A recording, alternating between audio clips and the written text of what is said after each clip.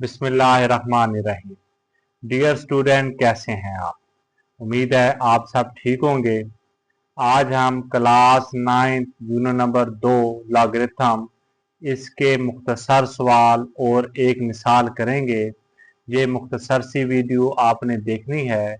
उम्मीद है आपको इसमें जो भी चीज़ें हैं, जो भी तारीफ़ें हैं, वो आपको समझ आ जाएंगी।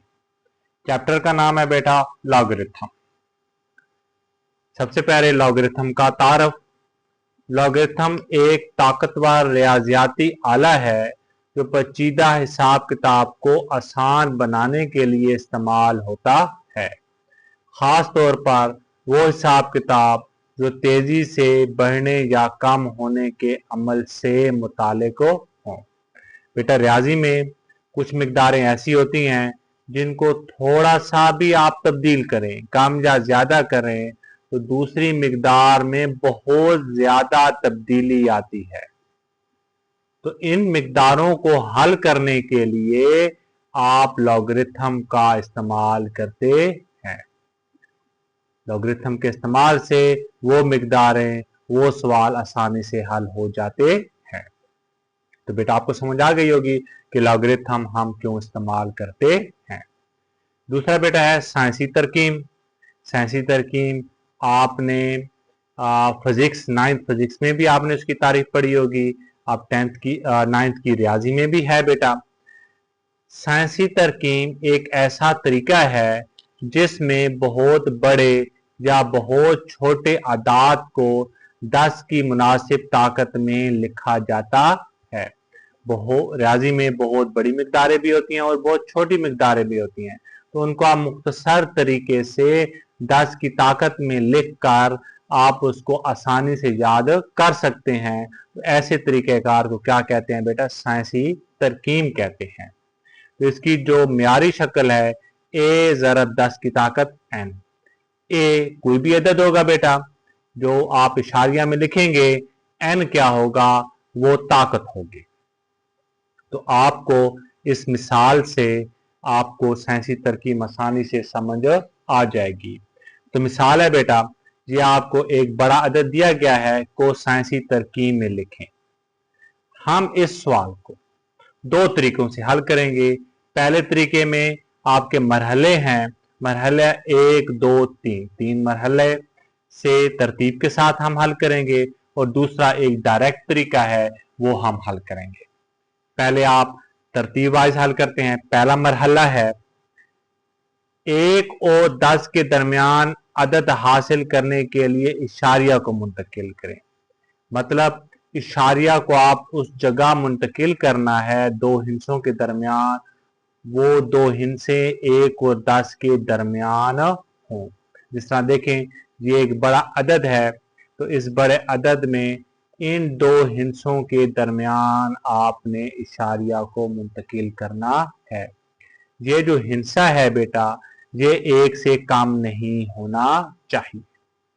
अगर जहां 0 होता तो आप इशारिया को जहां पर मुंतकिल नहीं कर सकते थे, बल्कि ये जो बायां हिंसा है ये 0 नहीं होना चाहिए। तो जो इशारिया होगा वो 7 और 8 के दरमियान होगा। तो हमने इशारिया को मुंतकिल किया 7.8, और ये किसकी कीमत है? ए की, क्योंकि मैंने आपको म्यारी शक्ल साइंसी तरकीब की बताई थी कि वो थी ए ज़रब 10 की ताकत n। तो ए की कीमत हमने निकाल ली है 7.8। दूसरा मरहला बेटा, इशारिया को जितने मकामात पर आपने मुंतकिल किया उनकी तादाद गिनिए। मतलब इशारिया, अब देखिए इस पूरे अदद में इशारिया कहीं पर नहीं है, तो इसका मतलब ये है कि जहां अदद खत्म हो रहा है इशारिया वहां पर है। तो जहां पर इशारिया को आपने मुंतकिल किया 7 और 8 के दरमियान, कितने हिस्से मुंतकिल किया? 1 2 3 4 5 6 और 7। तो आपने 7 हिस्से मुंतकिल किया, तो ये किसकी कीमत आ गई? n आ गई। तो n है 7 मकामात। तीसरा मरहला है, इसको आप साइंसी तरकीब में लिखें। तो साइंसी तरकीब की म्यारी शक्ल अभी मैंने आपको बताई है, ए ज़रब 10 की ताकत n। ए अभी हमने मालूम किया है 7.8।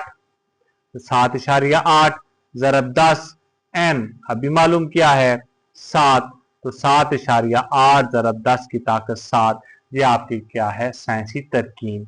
तो हमने इस बड़े अदद को 10 की मुनासिब ताकत में लिख दिया है। किस तरीके से? साइंसी तरकीब के तरीके से हमने लिख दिया है। तो ये आपका क्या होगा जवाब होगा। दूसरा मुतबादिल तरीका जो मुख्तसर भी है डायरेक्ट भी है, आपने एक बड़ा हिंसा लिखा, इशारिया नहीं पढ़ा, तो इसका मतलब ये है कि इशारिया अदद के आखिर में पड़ा है। तो इस इशारिया को आपने इधर मुंतकिल करना है दो हिंसों के दरमियान, जो बाएं वाला हिंसा हो वो 0 ना हो। ठीक है, तो हमने मुंतकिल किया 7 और 8 के दरमियान, क्योंकि 7 जो है वो 0 नहीं है, तो 7.8 आ गया बेटा। ज़रब कितने हिस्से मुंतकिल किया?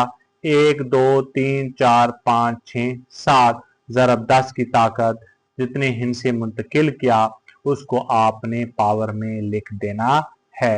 तो 7.8 ज़रब 10 की ताकत 7। तो ये आपका क्या है मुतबादिल तरीका, मुख्तसर तरीका, ये भी क्या है साइंसी तरकीब का तरीका है।